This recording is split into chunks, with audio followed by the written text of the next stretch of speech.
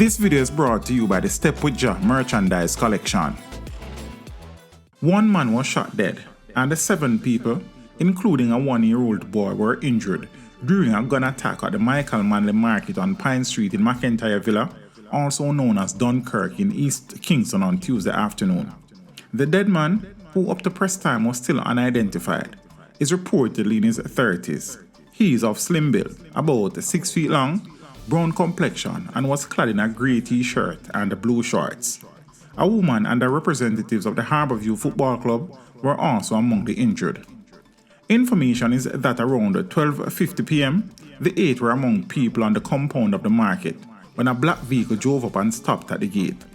It is reported that a group of men, armed with handguns and rifles, alighted and opened gunfire indiscriminately, hitting them at different areas of their bodies.